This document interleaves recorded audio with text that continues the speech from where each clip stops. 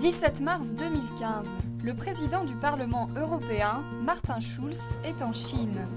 Au cours de ces 3 jours de visite, il est reçu par le président chinois Xi Jinping. Je suis là pour le discuter sur nos relations commerciales, mais aussi sur les questions de sécurité qui nous concernent tous les deux côtés dans une manière imprévue pendant les dernières années. Martin Schulz est ici en tant que représentant d'une des 3 institutions principales de l'Union européenne, une institution qui dispose de pouvoirs importants.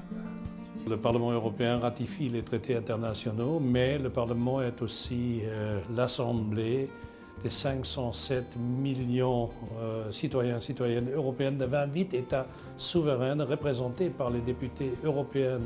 C'est-à-dire que cette union des États souverains joue un rôle primordial, surtout dans les questions environnement, sécurité, militaire, mais surtout dans la coopération numérique et commerciale.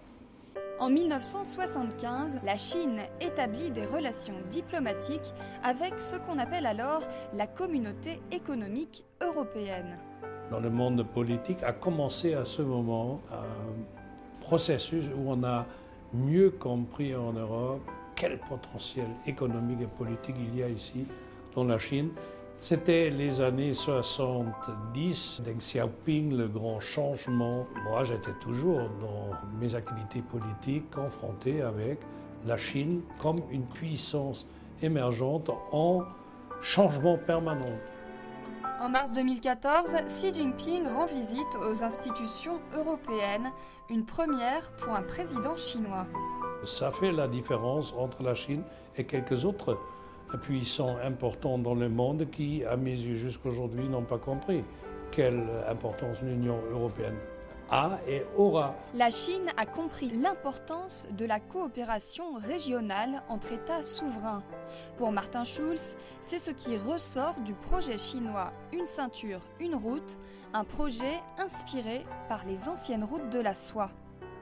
Cette route de la soie montre, c'est dans une certaine logique de ce que Xi Jinping a décrit le XXIe siècle. Et je partage à 100% cette opinion, un siècle de la coopération des régions mondiales. C'est un multilatéralisme sur la base d'un regroupement des États souverains dans des entités un peu plus grandes. Entre l'Union européenne et la Chine, c'est maintenant l'heure du bilan. Chaque année, il y a un peu plus la compréhension de l'importance chinoise politiquement, économiquement.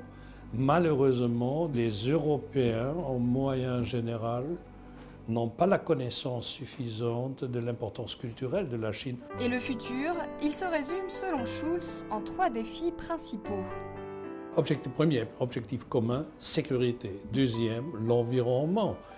Et là, il ne s'agit pas de l'intérêt chinois ou de l'Union européenne, c'est un intérêt global. Troisième, c'est le commerce. Le XXIe siècle, c'est un siècle de commerce entre des régions mondiales. Donc, ce sont les 3 grands chantiers.